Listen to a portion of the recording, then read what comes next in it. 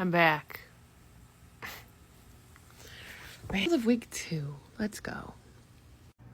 It was also a class weekend, and I think everybody that's watching my videos are pretty much friends and family. But for those of you that don't know, I am completing my master's in occupational therapy. We are almost wrapping up this last academic semester, which is super exciting, but it's time consuming as hell because we are in the end and there's a lot to finish. So anyways, that's where I've been. Doing my best here. Derek has been on a full dose, which is 25 milligrams in the morning and in the evening of leucovorin. And I think I can confidently say that this is the issue and this is what he needed. And man, I wish we started it when he was little. We haven't made any huge leaps or bounds. And honestly, if you aren't his parent or caretaker or family member that knows him super well, you wouldn't notice. I am noticing things though. I'm trying not to be overly like, was that? You know, I'm really trying not to overthink things. I tend to do that in everyday life, but I'm really trying not to do that. I haven't seen any negative side effects. I just see a very slow progression. I would be lying if I said I wasn't slightly disappointed, just because most of the forums that I've read online of parents with kids that have started leucovorin, and it was for them, that they had seen changes in a matter of days. But I had to reel myself in and remember that most of these people have young children on leucovorin where their brain is still highly malleable and has lots of plasticity, so you can actually change things very easily when you get a little bit older, which Derek's not old by any means, but he will be 12 in January. It just takes a little bit longer. And also the people that are posting that for me, it's kind of like a Yelp review. You know what I'm saying? Like, you go to a restaurant and things are basic and mediocre and went well, but nothing fantastic.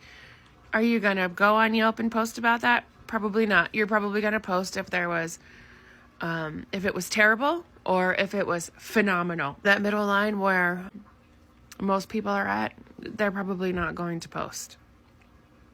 So I have to remind myself that, and to stay confident and to keep moving forward, because if it wasn't for him and he had enough folic acid in his brain, this wouldn't hurt him, because folic acid or folinic acid is water soluble, meaning that your body can flush it out if you have too much of it.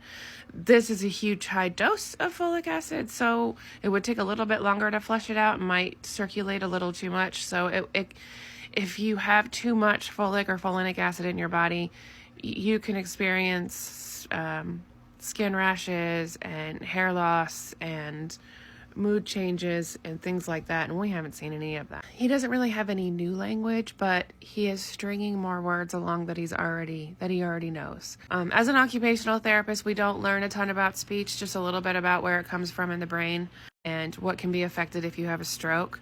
There is what we call spontaneous speech.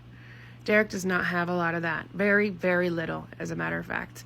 Derek relies a lot on scripts. So when we talked about, I think in the very first video, I was telling you about echolalia and how these kids will memorize whole scripts, meaning lines, either their favorite people or their favorite videos or their favorite movies. And then Derek will take those scripts, use them to communicate with them. Here's a good example of that. If I say, "Hey Derek, can you come here?" And he goes, "Oh, Pizza Planet? So cool." That's from Toy Story, when the mom yells for the boy, and then he says, what is it, Mom? And then they say, let's go to the Pizza Planet or whatever, and he says, oh, let's go to the Pizza Planet. Okay, cool. So he's knowing that I'm calling for him and he needs to come to me, but in that movie, the kid says that, so he says it. It's the power of association. He's associated me calling him with that part in Toy Story, and he says it out loud because he likes it. And basically, it's just him acknowledging that he heard me and he's coming. He's had more spontaneous speech instead of using his regular scripts, and I have noticed it. He was upstairs, and I yelled for him, and I said, "Derek, it's time for dinner. Come downstairs." His response was, "Oh, okay, coming." Oh, wait. Oh, wait, hang on a second. That's a big deal because, first of all of it was spontaneous speech. None of it was a script. And second, he changed his thought and fluently continued with whatever he was saying. And this is what I mean by that. With autistic kids, they have a really hard time switching train of thought and being fluent with it without getting frustrated and doing it correctly. So basically, his train of thought was, oh, mom needs me. Let me respond to her. Okay, mom, coming. And then he realized he needed to finish, I don't know what he was doing. He was doing something in his room, but he needed to finish something that he was doing. So in that same train of thought, he said, oh, mom, I'm coming. And then he said, oh, wait, I need to finish this. Oh, hang on a second. And then finished what he was doing, and then he came downstairs. Why is that a big deal? That sounds like nothing. That is a huge deal because he had a train of thought, realized he needed to wait a minute, switched that train of thought in a fraction of a second, and switched what he was saying in a fraction of a second, and all of it was spontaneous speech. It was not scripted, which I definitely noticed and was super excited, and I had to call my mom and tell her about it. That's just one example. He has had a lot of other instances of spontaneous speech and stringing more words together to make a complete sentence, and I have noticed it. His aggression is still there. It's still there, but it's not as explosive. Taking the time to talk himself through it, which is interesting and very new. Not what I expected. I believe it was bedtime on on Sunday, and I had to preset him for the following day because he was mad, but he went in the hallway and he paced, and it was his own jargon, but he was talking himself through it. I didn't understand any of it, but you could tell it was like he was giving himself a pep talk. It's okay. It's going to be all right. Punches the wall for a second, but then stops and says, it's fine. It's stress in school, and I'm going to go, and it'll be all right, and I have to go, but I don't want to go, but I'm going to go. That's kind of what he was doing.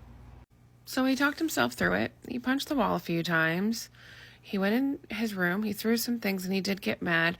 But it wasn't as heightened and as explosive as it used to be. There's also the bus yesterday morning. Yesterday was Monday. I could tell he was already agitated, but he was really trying to hold it together. His cup was full, though, meaning he's holding it together, but just any little thing could push him over. So I was real gentle with him in the morning. He went through his normal routine, and when the bus came, he let me know he was mad. He punched the flat surface, and the two of them got him in his seat, put his seatbelt on, closed the door, and they drove off. I didn't hear him cry. When Derek gets really mad, he almost always switches to super emotional and sobbing. It's like a light switch. Everything happens very fast. It's super, super mad. I'm mad, I'm mad, I'm mad. I punch things. I yell at you. I say nasty words. And then he cries. It's almost as if he's like, man, I'm really trying not to be this way, but it happened, and now I'm really upset with myself that I allowed myself to be so mean. I just know that that's what it is. So I didn't hear him cry. Like, he just got a little bit mad. The bus driver and the aide handled it. This morning was more of the same. He seemed agitated, but we worked through it. He walked to the bus, and he did not put his hands on any property or any person. And he sat down. Oh, and it was a new aide too. And she opened the door. Hi, Derek! And I'm like, no. That is an absolute trigger. Don't do that to Derek. Don't ever, hi, Derek! He hates it. He hates it, and he will come for you.